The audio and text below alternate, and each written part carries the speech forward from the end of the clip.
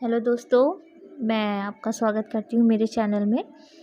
और आज मैं आपको division office, circle office, head office, sub post office and branch post office के बारे में बताने जा रही हूँ कि वहाँ पे काम क्या होता है, टाइमिंग क्या होती है और क्या बेनिफिट होते हैं अगर हम सर्कल ऑफ़िस, डिविज़नल ऑफ़िस में काम करते हैं। तो अगर हम पहले बात करते हैं सर्कल ऑफ़िस में, सर्कल ऑफिसेज़ होते क्या हैं, जो कि स्टेट लेवल पे एलोकेट करवाए जाते हैं। Total number of circle post office available हैं इंडिया में 22, जो कि स्टेट में होते हैं, जो स्टेट कैपिटल में होते हैं। जनरली वहाँ पे ये एलोकेट होते हैं जहाँ पे हम ईज़िली पहुँच सकते हैं। लोगों की पहुँच के अंदर रखा जाता है सर्कल ऑफिस को, और ट्रांसपोर्टेशन ईज़िली अवेलेबल होते हैं। अगर सर्कल पोस्ट ऑफिस में आप काम करते हैं तो उसके लिए एटलीस्ट आपको 5 ईयर की सर्विसेज होनी चाहिए।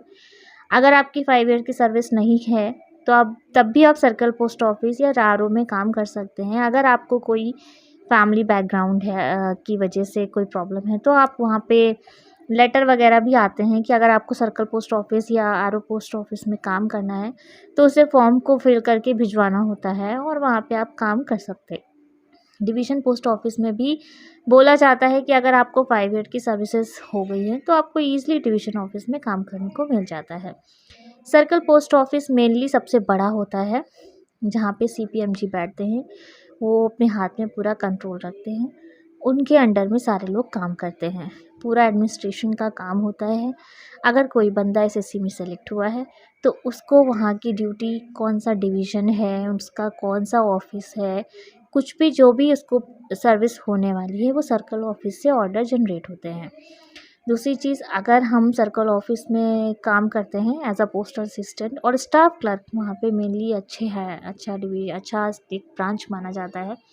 स्टाफ क्लर्क में अगर हम जाते हैं तो हमारे हाथ में ट्रांसफ़र, रोटेशंस और सारे जो भी एडमिनिस्ट्रेशन का काम होता है हमारे हाथ में होते हैं। तो ये एक बेनिफिट है सर्कल पोस्ट ऑफिस में काम करने का कि आप अच्छा ऑफिस पाते हैं। एसी ऑफिस होता है आपका, मंडे टू फ्राइडे काम होता है। आपको जनरली जो स्टेट लेवल पे होते हैं, अगर तो आपको एक सिटी का ही पेमेंट मिलता है, जो कि बहुत अच्छा होता है in comparison of y and z. और सबसे अच्छी बात है आपकी टाइमिंग जो होती है वो 9 to 5 नहीं होती है। एट सबसे ज़्यादातर सर्कल्स में 10 to 6 ही रखी जाती है, और ये ईज़िली लोगों की पहुंच पे होता है। ये तो बात हो गई सर्कल पोस्ट ऑफिस की। अभी डिविजनल पोस्ट ऑफिस क्या होते हैं? डिविजनल पोस्ट ऑफिस में भी फाइल वर्क का ही काम होता है। हम अगर किसी भी, हाँ, जैसे हम हैदराबाद सर्कल की बात करते हैं तो एक ये सर्कल हो गया जो कि तेलंगाना सर्कल है क्योंकि ये स्टेट है। और दूसरी बात है कि हम, हाँ, यहाँ पे डिवीज़न कितने हैं, टोटल नंबर ऑफ़ डिवीज़न 12 है। तो डिविजनल ऑफिस टोटल 12 हैं सिर्फ तेलंगाना के अंदर।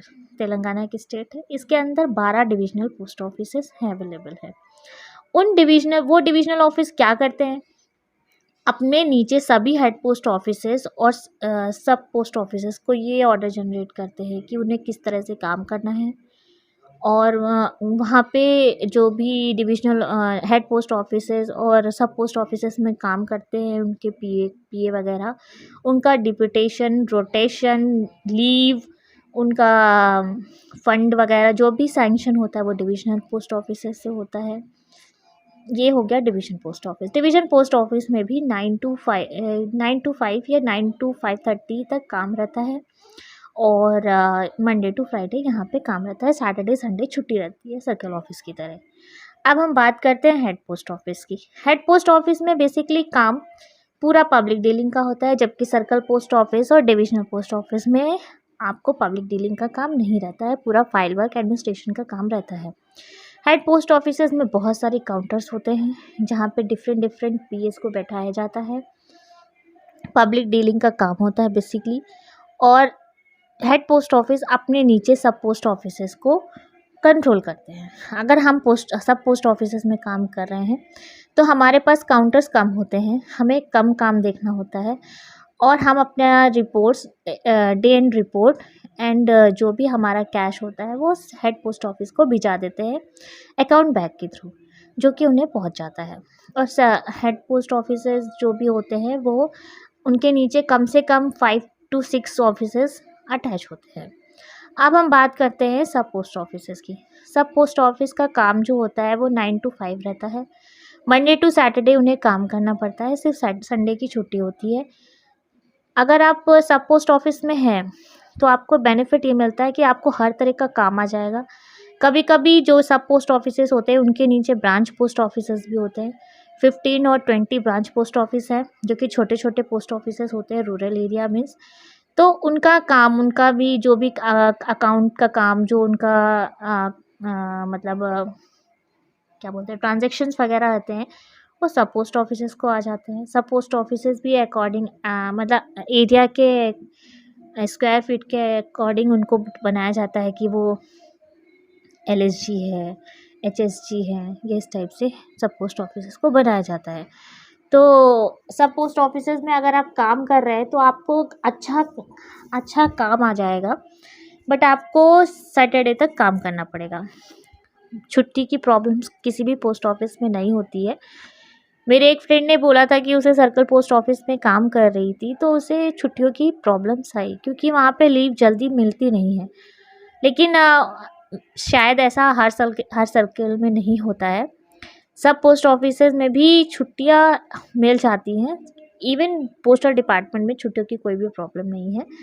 अगर आप सर्कल पोस्ट ऑफिस में हैं तो ये बेनिफिट रहता है आपको कि आपको मेन सिटी में रहता है ऑफिस, आपको ट्रांसपोर्टेशन ईज़िली अवेलेबल हो जाएगा।